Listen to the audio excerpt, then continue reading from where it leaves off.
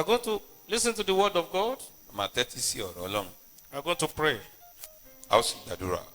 And we want to look at what I call, A fẹ́ wo ohun tí mo pè ní give me a new name. fún mi ní orúkọ tuntun. Give me a new name. Fún mi ní orúkọ tuntun. Give me a new name. Fún mi ní orúkọ tuntun. What is in a name? Kí ló wà nínú orúkọ? What is in a name? Kí ló wà nínú orúkọ? I'm going to answer this from the scripture and from some other examples. Àdáhùn eléyìí láti inú Bíbélì àti láti ara àwọn àpẹẹrẹ mìíràn. Isaiah chapter 62, Ìwé wòlíì Àìsáyà orí verses 1 and 2. 132 ẹsẹ̀ kìíní sí ìkejì. Isaiah 62, verses Wòlíì 1 and Àìsáyà 2. orí 132 ẹsẹ̀ kìíní sí ìkejì. The Bible says, for Zion's sake will I not hold my peace, and for Jerusalem's sake I will not rest, until the righteousness thereof go forth as brightness, and the salvation thereof as a lamp that burneth. Verse 2. And the Gentiles shall see thy righteousness, and all kings thy glory. And thou shalt be called by a new name, which the mouth of the Lord shall name. Hallelujah. Ẹ̀yin Olúwa. Now, what is in a name? Kí ló ń tó wà nínú orúkọ? From this scripture I've just read, Ní inú àkòrí tí mo ti kà yìí, we can notice that number one, name is an identity. lè kíyèsí pé orúkọ jẹ́ àmì ìdánimọ̀. Because here, Torí pé níbí, God was saying Ọlọ́run sọ wípé that there's a name that goes with glory, that can be Orúkọ kan wà identified with glory. tó lọ pẹ̀lú ògo tí a lè sopọ̀ mọ́ ògo. There's a name that can be identified with righteousness. Orúkọ kan wà tá a tún lè sopọ̀ mọ́ ìgbé ayé òdodo. So I can say that a name is a word Orúkọ jẹ́ ọ̀rọ̀ or words àbí àwọn ọ̀rọ̀ by which a person is known. èyí tí a fi dá èèyàn mọ̀. If there are 100 people here and you Tí èèyàn bí mention 100 bá wà níbí Adetomiwa, tàbá dárúkọ tán ti sọ yìí, unconsciously, bóyá lójijì bákan a máa that name will attract me. orúkọ yẹn máa fà mí. So a name is a word by which someone is known. Orúkọ jẹ́ ọ̀rọ̀ nípasẹ̀ èyí tá a fi dá èèyàn mọ̀. A word through someone can be addressed, Ọ̀rọ̀ èyí tí a lè fi báyàn sọ̀rọ̀ or a word or words by which tàbí ọ̀rọ̀ you can refer to someone. nípasẹ̀ èyí tá a lè máa fi jíwèé ènìyàn. And behind every name, Lẹ́yìn gbogbo orúkọ, every name has an origin. gbogbo orúkọ ló ní orísun. The origin can be from God. Orísun rẹ̀ lè wá láti ọ̀dọ̀ Ọlọ́run. It can be from the devil. Ó dẹ̀ lè wá láti ọ̀dọ̀ Sátánì. It can be from other inspirations. Ó lè wá láti orísun mìíràn. Ìmísí. Every name that is given to a man or to a woman Gbogbo orúkọ tá a fi fún ènìyàn bóyá ọkùnrin tàbí obìnrin, has an event that surrounds it. ó ní àwọn ìdí pàtàkì kan tó sopọ̀ mọ́. That is why when the mother of Jabez named him Lè fẹ́ Jabez, pé nígbà tí ìyá Jábésì pè ní Jábésì, the event that surrounded his birth was that àwọn tó ṣẹlẹ̀ nígbà ìbí rẹ̀ ni he wípé was giving birth in sorrow. ìyá rẹ̀ bí nínú ìbànújẹ́. So he named a big boy like him Ó wá pe ọmọ ńlá bíi tirẹ̀ yìí a child of ní sorrow ọmọ ìbànújẹ́ because of the event that surrounded his nítorí birth. àwọn ìṣẹ̀lẹ̀ tó yí ìbí rẹ̀ ká. You know the meaning of Moses Àmọ́ ìtumọ̀ Mósè, drawn out of ẹni tá water. a gbé jáde nínú omi. I am sure that was not the original name given by his Mo mother mọ̀ pé or kì í by ṣe his orúkọ father. gangan tí bàbá àbí ìyá rẹ̀ sọ ní ìbẹ̀rẹ̀ pẹ̀pẹ̀ lélẹ́yìí. But because someone renamed him because Ṣùgbọ́n of event around ẹnìkan tún his sọ discovery, lórúkọ torí ìṣẹ̀lẹ̀ tó yí i ká. he was named as drawn out Àwa of pè ní ẹni tí a water. gbé jáde nínú omi. Hallelujah. Ẹ̀yin Olúwa. In Jeremiah chapter 1 verse 5, ìwé Jeremiah orí kíní ẹsẹ̀ karùn-ún. Jeremiah chapter 1 verse 5. Jeremiah orí kíní ẹsẹ̀ karùn-ún. God was talking to Jeremiah. Ọlọ́run bá Jeremiah sọ̀rọ̀. And he says, even while you were in the womb, Wàá sọ fún pé nígbà gan tó ṣì wà nínú oyún. I have an identification have been assigned to you. Mo ti ní àmì ìdánimọ̀ kan tí mo ti fi kalẹ̀ fún ọ. And I'm referring you as a prophet to the nations. Mo wá ń pè ọ́ gẹ́gẹ́ bí wòlíì fún orílẹ̀-èdè. What is in a name? Kí ló ń tó ń bẹ nínú orúkọ? You can imagine if Adam had not named all the animals. Àbá wo tí wọ́n yẹ pé Ádámù sọ àwọn gbogbo ẹranko lórúkọ. We wouldn't have had what we call elephant, dog, Àbá má lè cat. ní ohun tá a pè ní erin àbí màálù àbí kìnìún lónìí. Maybe we probably will have general names for them. Bí àbá kan ní orúkọ kan tá a fi sọrí gbogbo wọn. Animals A kàn máa pè wọ́n ní ẹranko or birds àbí àwọn ẹyẹ or insects. àbí àwọn kòkòrò. But that will be confusing. Ṣùgbọ́n ìyá a máa fa èdè àìyedè wá. In fact, in Genesis 3 verse 20, Ìwé Genesis orí kẹta ẹsẹ̀ ogún. Genesis chapter 3 verse 20, Ìwé Genesis orí kẹta ogún. when God created the first woman, Ìgbà tí Ọlọ́run dá obìnrin àkọ́kọ́. Adam looked at her Ádámù ń wò ó. and said, oh, your name shall be called Eve. Ní orúkọ rẹ̀ la máa pè ní Éfà. You are going to be referred or identified to as Eve. A máa pè ọ́, a dẹ̀ máa fi Éfà jíwèé rẹ̀. And that's the mother of all living. Èyí ni ìyá gbogbo àwọn tó wà láàyè. Hallelujah. Ẹ̀yin Olúwa. So every name has a meaning. Ó ní ìtumọ̀. For example, Fún àpẹẹrẹ. I've told you what Moses means. Mo ti sọ ohun tí Mósè túmọ̀ sí. That's drawn out of water. Ẹni tí a gbé jáde nínú omi. The,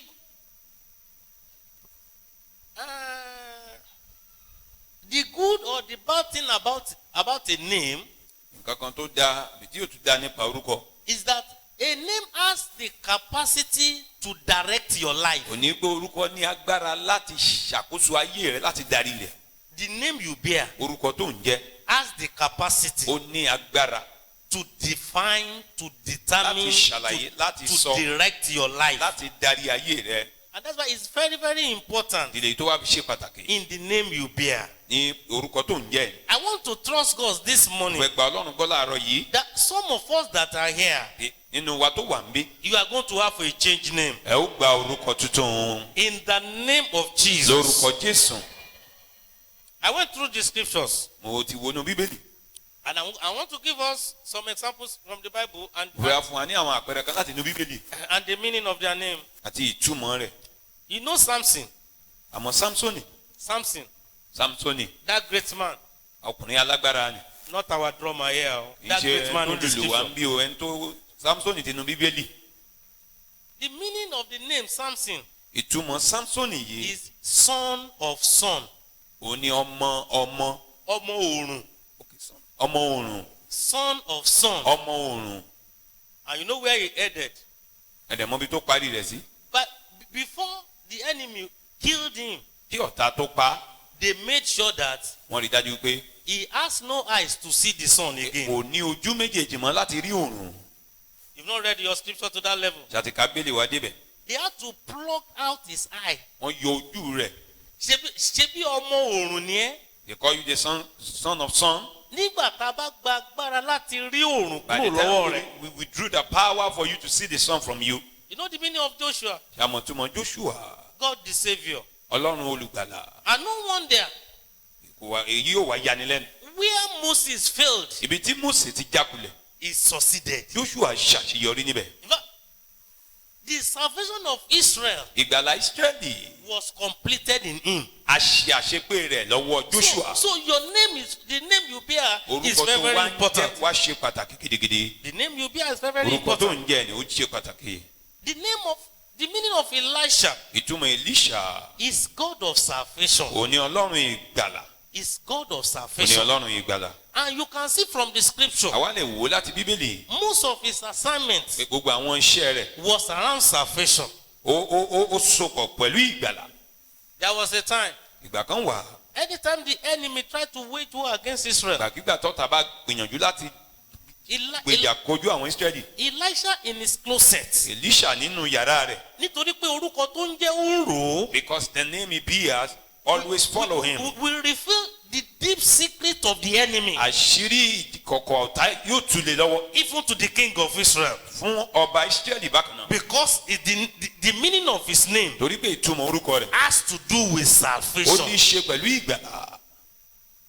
You know Gehazi? Ọmọ Gíásì. I was studying about Gehazi on Friday Mò ń kẹ́kọ̀ọ́ lórí Gíásì ní ọjọ́ Jímọ̀. and I discovered Wọ́n ṣàwárí the meaning of his name ìtumọ̀ orúkọ rẹ̀. is valley of vision. Ó ní pẹ̀tẹ́lẹ̀ ìran. Valley. Pẹ̀tẹ́lẹ̀ Àfonífojì. àfonífojì ìran. Valley of vision. Àfonífojì ìran. No wonder, Yóò yani lẹ́nu. because his vision is about valley. Torí pé gbogbo ìran rẹ̀ nínú àfonífojì ni. He traded the anointing with gifts. Ó wá fi òróró orí rẹ̀ ó fi ṣòfò nítorí ẹ̀bùn. You cannot bear the valley of vision O lè máa jẹ́ àfonífojì ìran. and see the vision of lifting Kò wá rí ìran ìgbéga. and see the vision of greatness. Kò wá rí ìran ìsọdẹ ńlá. Everything he saw Gbogbo ohun tó rí pátá. was about the valley. Ní pẹ̀tẹ́lẹ̀ ní àfonífojì ló wà. No wonder Kò wá yani lẹ́nu. he could not succeed Elisha. Kò wá lè gbàṣẹ́ lọ́wọ́ ọ̀gá rẹ̀ Èlíṣà. Give me a new name. Fún mi ní orúkọ tuntun. Give me a new name. Fún mi ní orúkọ tuntun. You need to ask yourself, O nílò láti béèrè lọ́wọ́ ara rẹ̀.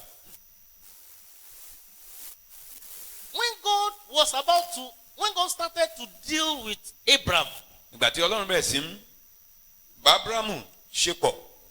the first thing he did Ohun àkọ́kọ́ tó ṣe ni. in Genesis 17 verse 5 Genesis orí kẹtàdínlógún ẹsẹ̀ karùn-ún. is to change his name from Abraham Ó ní to láti yí Abraham, orúkọ rẹ̀ kúrò ní Ábúráhámù sí Ábúráhámù. because God knew Torí pé Ọlọ́run mọ̀ that with the former name pé pẹ̀lú orúkọ tàtijọ́ he can't walk, he can't fulfill his destiny. kò lè mú àyànmọ́ rẹ̀ ṣẹ. How about mother Sarah? Ìyàwó rẹ̀ bákan náà màmá Sárà. Genesis 17:15. Genesis orí kẹtàdínlógún ẹsẹ̀ For káàdógún. her to become the mother of nations, Fún un láti di màmá ìyá orílẹ̀-èdè her name had to be changed from àyè Sarai orúkọ rẹ̀ padà to kúrò ní Sarah. Sárà sí Sárà. I'm telling you this so that by the time we begin to pray, Mò ń sọ eléyìí kálí ó máa dìgbà tá a máa bẹ̀rẹ̀ sí ń gbàdúrà. you have the impetus to pray. Wàá lè ní ìmọ̀ tó tọ́ láti gbàdúrà.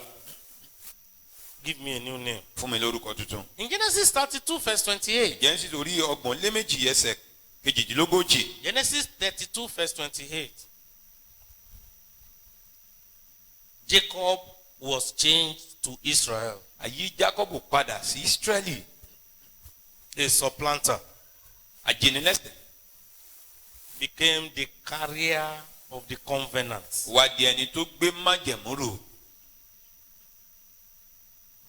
A sinner must have his or her name changed to the saved. Orúkọ ẹlẹ́ṣẹ̀ gbúdọ̀ yí kúrò ní ẹlẹ́ṣẹ̀ kó di ẹni ìgbàlà. An adulterer must have his or her name changed Àwọn onípanṣágà bákan náà a gbúdọ̀ yí lórúkọ padà. to a lover of God. Wá di ẹni tó ní ìfẹ́ Ọlọ́run. A thief Olè. must have his or her name changed Orúkọ tirẹ̀ náà gbúdọ̀ yí padà bákan náà. so that he can inherit the kingdom of God. Òun náà lè jogún ìjọba Ọlọ́run. Give me a new name. Fún mi ní orúkọ tuntun. Give me a new name. Fún mi ní orúkọ tuntun. Give me a new name. Fún mi ní orúkọ tuntun. Some of us did. Okay. You can ask yourself, A lè béèrè lọ́wọ́ ara wa. and I want you to be sincere to yourself. Mo sì fẹ́ ká jẹ́ olóòótọ́ síra wa. What is the reason behind my name? Kí ni ìdí pàtàkì tó wà lẹ́yìn orúkọ mi? Have you ever sat down and asked Tó that ti question? jòkó kó béèrè ìbéèrè lọ́wọ́. What is the reason behind my name? Pé kí ni ìtumọ̀ àbí ìdí tó wà lẹ́yìn orúkọ tí mò ń jẹ́ yìí? Or what was the inspiration behind my Kí name? ni ìmísí tó ń bẹ lẹ́yìn orúkọ mi? If the inspiration is from the water tí spirit, ìmísí yìí bá wá láti inú odò. the man of God was saying Ìránṣẹ́ Ọlọ́run kan sọ, that he has a spiritual son, wọ́n ní ọmọ kan, ọmọ wọn nínú ẹ̀mí, had a ministry, ó ní iṣẹ́ ìránṣẹ́. and when he called, he said, "Oh, what's the name of that ministry?" Bàtà wọn á pè wọ́n ní kí ni orúkọ ilé iṣẹ́ ìránṣẹ́ rẹ̀. He said, the ministry name is Spring of Living Water. Ní orúkọ ẹ̀ ní omi tó ń sun, omi ìyè tó ń sun. Ọmọ tó yẹ pé bàbá ẹ̀ tó yẹ pé Ọ̀ṣun ló ń bọ̀. His father worship Ọ̀ṣun. Apostle ní òun sọ fún pé Ó go sì máa sẹ́ and change that name. pé kó lọ pààrọ̀ orúkọ yìí. It was not the Holy Spirit that told you. Ẹ̀mọ́ kọ́ ló sọ yẹn fún ẹ o. It's the spirit of your father's side. Ẹ̀mí ilé bàbá rẹ omi tó ń bọ ló sọ yẹn fún ọ. What is the inspiration behind your name? Kí ni ìmísí tó ń bẹ lẹ́yìn orúkọ rẹ? For people that bear Èṣù Bíyì, Ẹni tó ń jẹ́ Èṣù Bíyì, devil give birth to this. Èṣù Fúnkẹ́, Devil gift from the devil. you know the inspiration behind your name now. Ẹ ti mọ ìmísí tó ń bẹ lẹ́yìn orúkọ yín.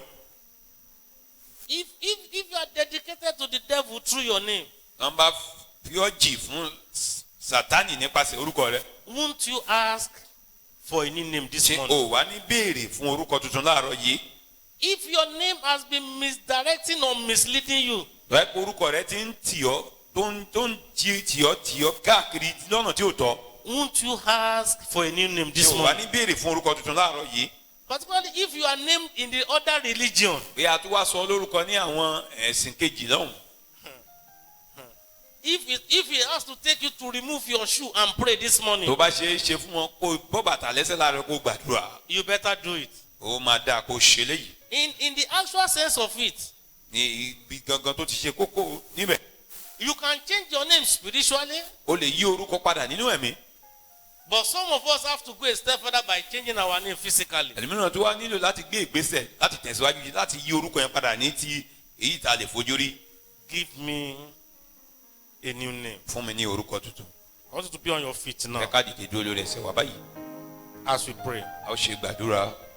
Be on your feet now as we Ẹ pray. dìde dúró lórí ẹsẹ̀ wa bá ṣe gbàdúrà. Be on your feet as we pray. Ẹ dìde lórí ẹsẹ̀ bá ṣe gbàdúrà.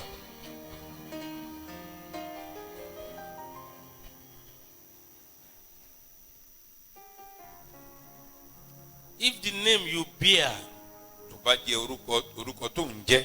is against the name God has in mind for you, Tó bá lòdì sí orúkọ tí Ọlọ́run ní lọ́kàn fún ọ. things will work contrarily. Àwọn gbogbo nǹkan yóò máa ṣe lòdì ní. Things won't go on fine Àwọn nǹkan as ò you ní plan. lọ bó yẹ kó ṣe lọ ní dídá. So I want you to close your Ẹ eyes. kò wá di ojú rẹ báyìí. Now, we have to start from here. A nílò láti bẹ̀rẹ̀ níbí. A sinner must have his or her name changed. Orúkọ ẹlẹ́ṣẹ̀ gbúdọ̀ yí padà. Saul's name was changed to Paul Àyí orúkọ Sọ́ọ̀lù ó di Pọ́ọ̀lù. because destiny could not be fulfilled by the name Saul. Torí pé kò lè mú àyànmọ́ṣẹ nípa orúkọ tó ń jẹ́ tẹ́lẹ̀ tó jẹ́ Sọ́ọ̀lù. Close your eyes. Ẹ di ojú yín. Close your eyes. Ẹ di ojú yín.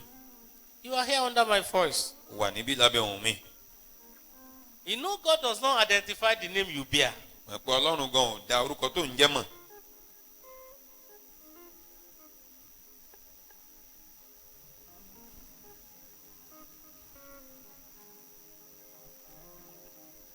And you desire God should give you a new name this Kò morning. dẹ̀ fẹ́ kí Ọlọ́run kó fún ọ ní orúkọ tuntun láàárọ̀ yìí. I want to give you an opportunity. Fẹ́ fún yín láǹfààní. What I call an opportunity of reconciliation. Tí mo pè ní àǹfààní ìbá Ọlọ́run làjà. So you are here this morning. Tó bá ń bẹ níbí láàárọ̀ yìí. You want a new name, Ó fẹ́ orúkọ tuntun. but you have to drop the old name. Wà nílò láti gbé orúkọ tàtijọ́ sẹ́gbẹ̀ẹ́ kan. You want a new garment. Ó fẹ́ aṣọ tuntun. You have to drop the old garment. Ó nílò láti kọ́kọ́ drop fiti àtijọ́ sílẹ̀. You want a new glory. Ó fẹ́ ògo tuntun. Oh, you must bear the name that the mouth of the Lord will name you.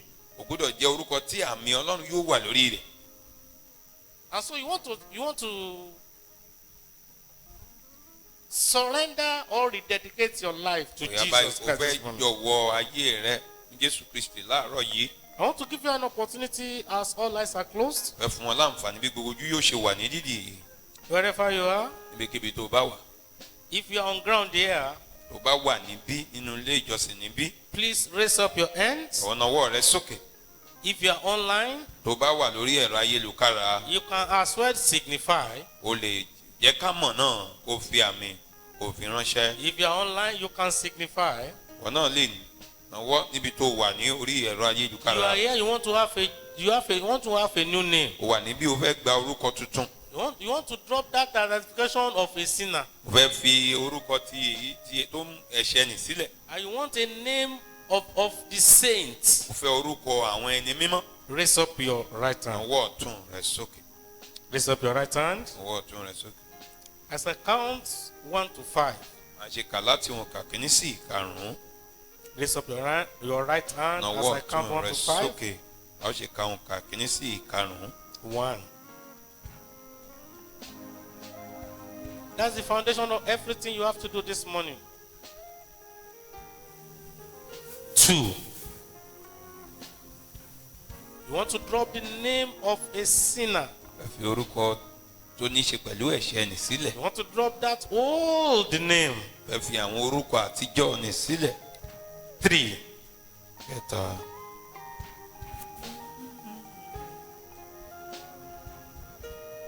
This is an opportunity for you Àǹfààní ní eléyìí fún ọ to key in into your destiny. láti wọnú àyànmọ́ rẹ lọ.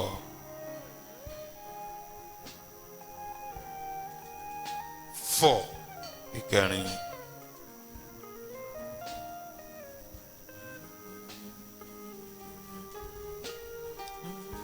Okay, let's pray now. Hallelujah. Ẹ̀yin Olúwa. Hallelujah. Ẹ̀yin Olúwa. Let's bend our feet as we pray. Jáde lórí ẹsẹ̀ wa bá ṣe gbàdúrà. Are you ready to pray now? A ṣetán láti gbàdúrà báyìí. Hallelujah. Ẹ̀yin Olúwa. Let somebody shout hallelujah. Ẹnìkan kí hallelujah. The first prayer point I want you to pray is this. Òkú àdúrà àkọ́kọ́ tí mo fẹ́ ká gbà lélẹ́yìí. You are going to shout A ó pariwo. and say, Oh Lord. Sọ pé Olúwa. Shout and say, Oh Lord. Yá sọ pé Olúwa. Reveal to me Fi hàn fún mi. every secret Gbogbo àṣírí behind my names. tó ń bẹ lẹ́yìn orúkọ mi. Every secret Gbogbo àṣírí pátápátá behind my names. tó ń bẹ lẹ́yìn orúkọ mi. Reveal them to me Olúwa now. fi tu lé mi lọ́wọ́ Lift báyìí. your voices and begin to Fi hàn fún mi pray. báyìí gbóhùn rẹ sókè. Lift your Bẹ̀rẹ̀ sí voices and gbàdúrà. pray now. Oh Lord, reveal to me every secret behind my names in the name of Jesus. Reveal to me, oh Lord, every secret, every meaning of my name. Reveal to me, reveal to me, reveal to me.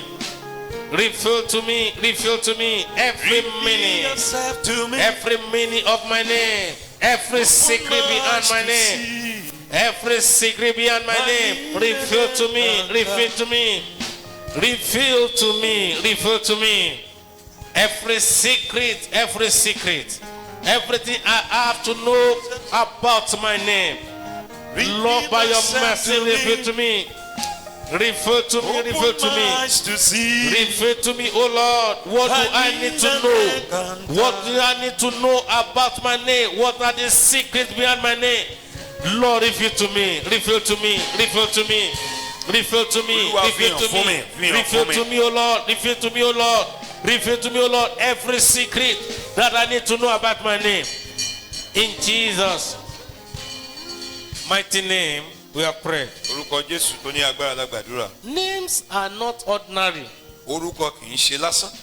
Remember when I had my first child, Mo rántí nígbà tí mo bí àkọ́bí mi. and when she was handed to me, Ìgbà tá a gbélé mi lọ́wọ́. I was so joyous. Inú mi wá dùn gidigidi. I have to name her Joy. Mo wá pè ní Ayọ̀. So don't take your name as ordinary. Ẹ má kàn mú orúkọ yín pẹ̀lú ọwọ́ yẹpẹrẹ lásán ní nǹkan tí ò jámọ́ nǹkan. Don't take your name as ordinary. Má mú orúkọ yín lásán kò fi ṣeré. I want you to talk to him once Fẹ́ again. ká bá a sọ̀rọ̀ lẹ́ẹ̀kan sí i. I think I met someone some times ago mo rántí pé mo pàdé ẹnìkan nígbà kan sẹ́yìn. whose real name, ẹni tó yẹ pé orúkọ ẹ̀ gangan. the full name, ẹ̀kúnrẹ́rẹ́ orúkọ rẹ̀. was Ọ̀ṣunfúnkẹ́. ó ní Ọ̀ṣunfúnkẹ́. Nígbà tó bẹ̀rẹ̀ sí dàgbà, At times she began to grow. ó yọ Ọ̀ṣun kúrò. She removed Ọ̀ṣun. Ṣùgbọ́n kò gbàdúrà tó wà lẹ́yìn àti yọ Ọ̀ṣun kúrò. But he never prayed to remove the secret, the power behind that Ọ̀ṣun. The last time I know about her, Ìgbà tí màá padà mọ̀ gbọ́ nípa rẹ̀. I think at 36 or 37, obìnrin. Bẹ́ẹ̀ ni ọmọ ogójì yóò dín mẹ́ta. She was still trusting for God for who to marry. Ó sì ń gbọ́ lọ́rùn gbọ́ fún ẹni tí ó fi ṣe ọkọ. I want you to pray that prayer. Bẹ́ẹ̀ ká gbàdúrà yìí Once again, lẹ́ẹ̀kan sí. I want you to pray with all your strength. Bẹ́ẹ̀ ká gbà á pẹ̀lú gbogbo okun wa. I want to shout and say, my father, my Bàbá father. bàbá mi o.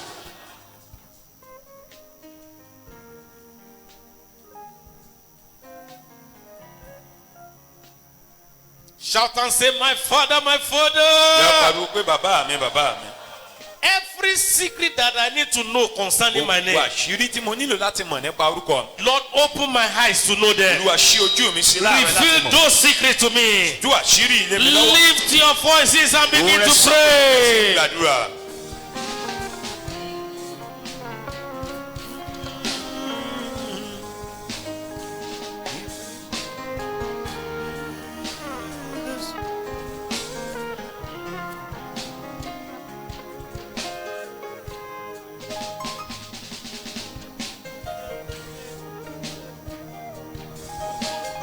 To see.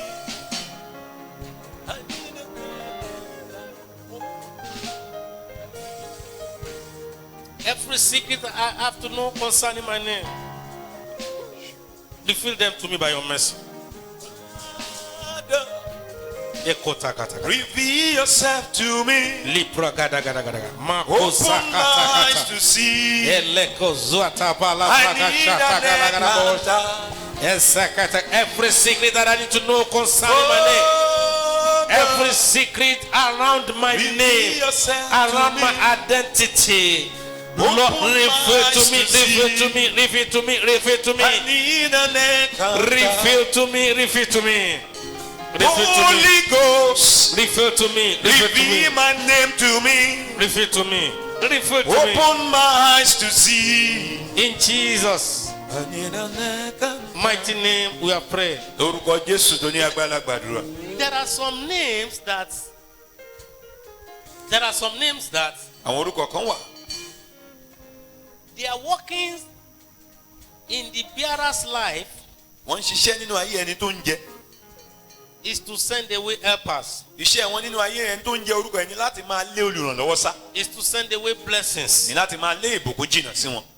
I think is it 1992 or Ní ọdún 1992. a particular story in Lagos State, some of us will know, Ìtàn kan nílùú Èkó ń bí ọ̀rẹ́nu wa tí ó mọ̀ sí. about the two major parties then. Nípa òṣèlú méjì nígbà náà. At least we have heard about someone that bears $100. Àti gbọ́ ń pa Ọ̀tẹ́dọ́lá rí. Hallelujah. Ẹ̀yin Olúwa. When there was a crisis in one party, Ní ìgbà tí rúdurùdu wà nínú ẹgbẹ́ òṣèlú kan. the hotel in the other party That conspiracy ní became his own success. ó wá di ohun tó jẹ́ àṣeyọrí fún ẹgbẹ́ kejì. Tó bá yẹ kó máa ṣiṣẹ́ fún lọ́nà tí ò dá náà ni. He is going to work for him in a wrong way too. That's how he would have manifested. Bí ó ṣe ṣẹlẹ̀ náà nìyẹn. I want you to pray once Mo again. fẹ́ ká gbàdúrà lẹ́ẹ̀kan I sí. want to pray once again. Ká gbàdúrà lẹ́ẹ̀kan. And say, my father, my father. Bàbá mi. Every negativity Gbogbo àwọn tó lòdì in my name, nínú orúkọ mi.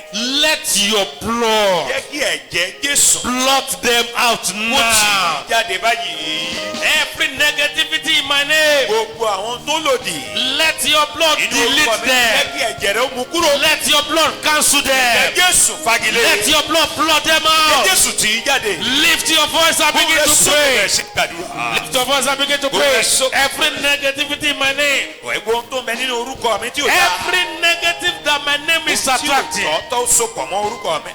Lord, blot them out Ẹ̀jẹ̀ now. Jésù tì í jáde báyìí.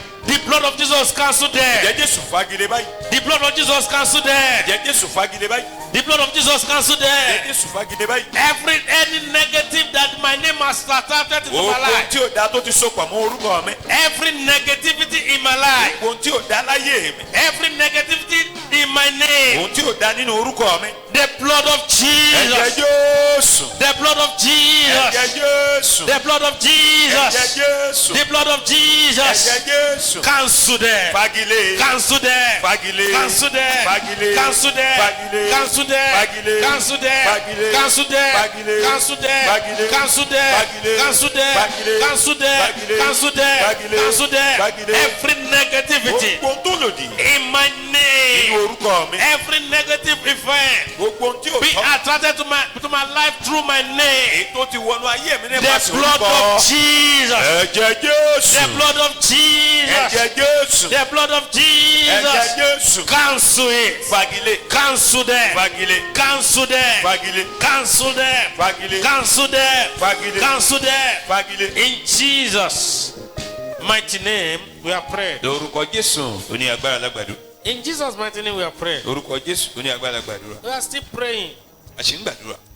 I want you to shout to the Lord and say, "My Father, my Ká Father." ké sí Ọlọ́run ká pe bàbá mi bàbá mi.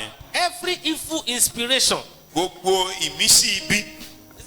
Ọ̀pọ̀lọpọ̀ àwọn orúkọ tá à ń jẹ́ Many names will appear.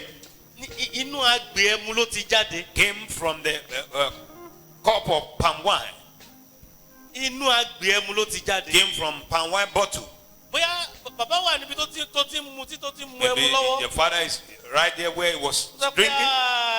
ẹ kú ayọ̀ He said, o. congratulations, oh. Màmá ti bímọ o. The mama has given birth. Wọ́n ní He said, okay. A máa pè ní Kọ́láwọlé. I will call his name Kọ́láwọlé. Àwọn orúkọ tí ò ní àtìlẹ́yìn ẹ̀mí mímọ́. Names that never have the backing of the Holy Spirit. Hallelujah. Praise the Lord. I want you to pray. Fẹ́ ká gbàdúrà. Every evil inspiration Gbogbo ìmísí òdì behind my name, lẹ́yìn orúkọ mi.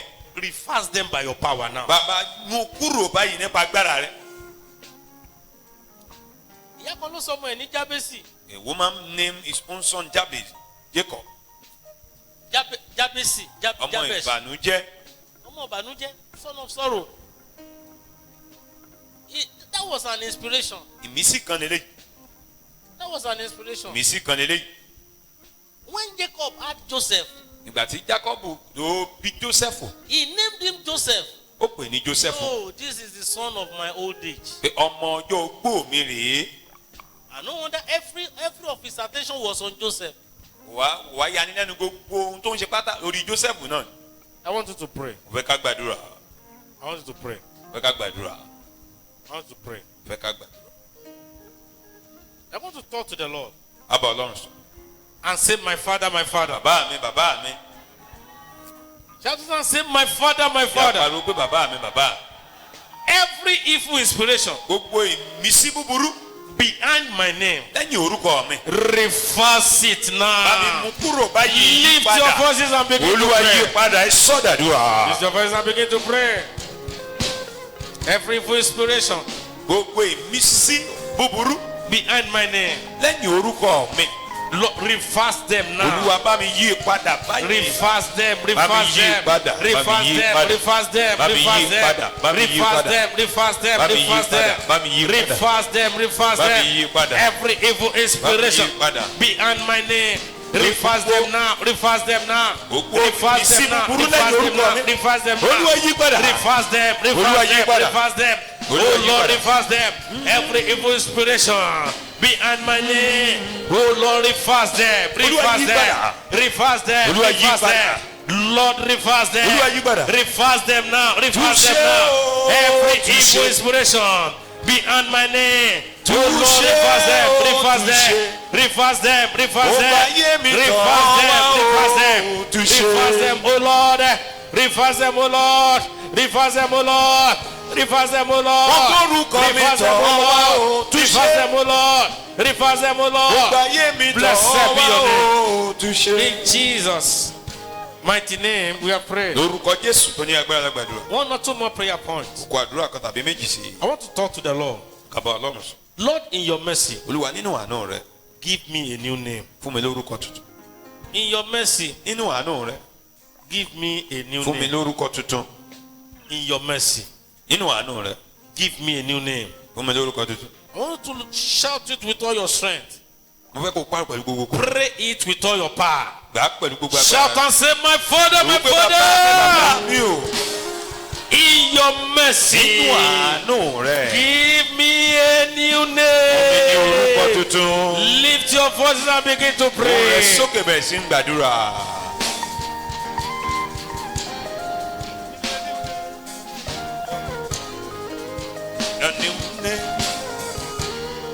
In your mercy, give me a new In your name. mercy. Olúwa, ẹ fún mi lórúkọ ọ̀tun nínú àánú rẹ. Give me a new name in your mercy. Give me a new name. Give me a new name. Give me a new name. Oh God, Give me a new name. Lord, Oh give God. me a new name. Give me a new name. give me a new name. Give me a new name. Give me a new name, oh Lord. Oh God, Give me a new name, oh Lord. Give me a new Oh name, oh God. Lord. Lord, give me a new name. Lord, oh give me a new name. God, Give me a new name. give me a new Give name. me a new name. Give me a new name. Oh God, Give me a new name. Give me a new name. oh God, In Jesus' Holy Spirit. mighty name we have prayed. Lórúkọ Jésù tó ní agbára la gbàdúrà. In Jesus' mighty name we have prayed. Lórúkọ Jésù tó ní agbára la gbàdúrà. I think the opportunities that our parents lacked, or the grace that our parents lacked, Orí ọ̀fẹ́ tí àwọn òbí wa ò rí. some of us that have understanding now, Àwa tá a ti ní òye báyìí, we are maximizing them. àwa ń lò dáadáa.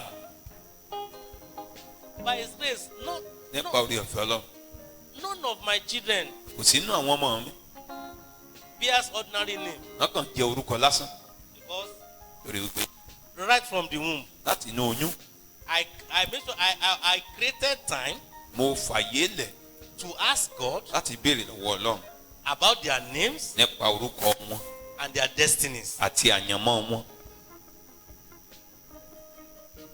Praise the Lord. Ẹ̀yin Olúwa, I want you to close your eyes. fẹ́ kó di ojú rẹ báyìí. I want to close your eyes. Fẹ́ kó di ojú rẹ. For the last time you are going Ní to ìgbà pray. tó kẹ́yìn a máa gbàdúrà. You are going to pray. A ó gbàdúrà. And shout and say, my Father, my Pariwo Father. pé bàbá mi, bàbá mi. I'm not hearing your voice. Come on, Mi ò shout and gbóhùn say, yín. my Father, my Pé Father. bàbá mi, bàbá mi.